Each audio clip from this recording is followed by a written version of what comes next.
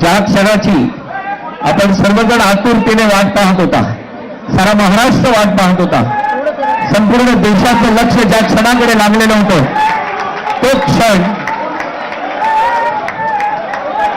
शिवसेना पक्षप्रमुख आदरणीय उद्धवसाहेब ठाकरे, महाराष्ट्र नवनिर्माण सेनेचे अध्यक्ष आदरणीय राजसाहेब ठाकरे आणि त्याचबरोबर आता याच पीठावर आहेत संजयजी राऊत. ऑडिओ त्याला पाहिजे, ऑडिओ. या ठिकाणी या पत्रकार परिषदेत युवासेना प्रमुख आदित्यजी ठाकरे, अमितजी ठाकरे, त्याचबरोबर रश्मी वहिनी, शर्मिला वहिनी हे सर्वजण उपस्थित आहेत.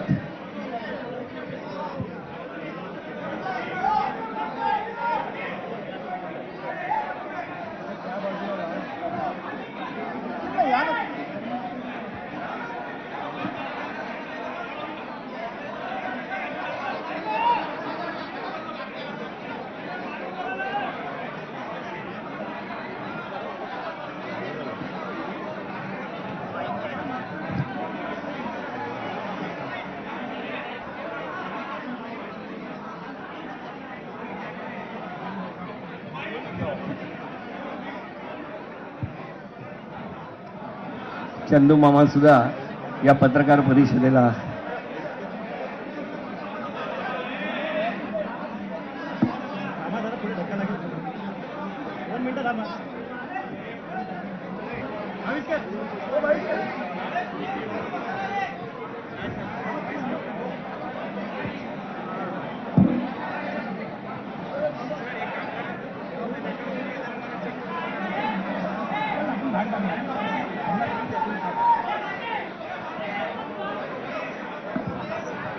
हॅलो.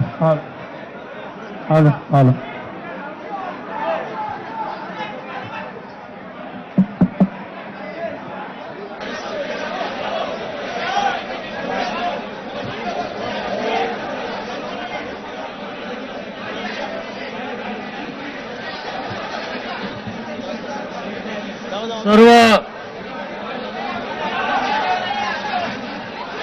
मी विनंती करतो संजयजी राऊत आवाज जास्त आहे.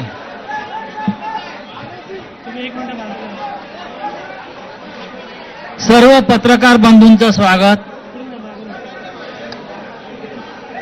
ज्या संख्येनं आपण सर्व इथे उपस्थित आहात आणि आपल्यातला उत्साह जो दिसतोय ते पाहता एक गोष्ट नक्की आहे की आजचा दिवस महाराष्ट्रासाठी ऐतिहासिक आहे. सकाळी मी कोणाला तरी सांगितलं की आजच्या दिवसाचं महत्व काय आहे.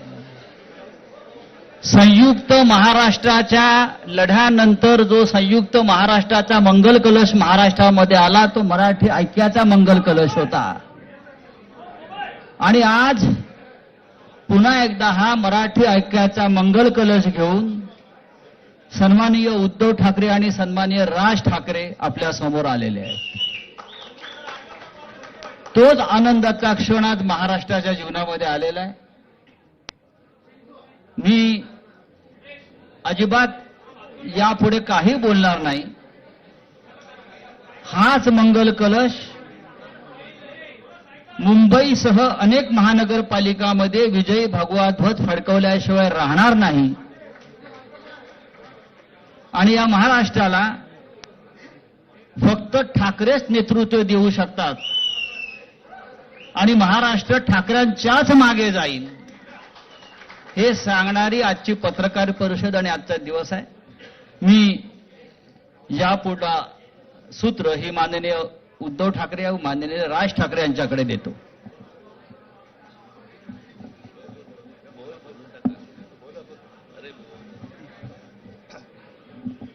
बघा एवढं आमचं एकमत झालेलं आहे. सर्वांचं स्वागत करतोय.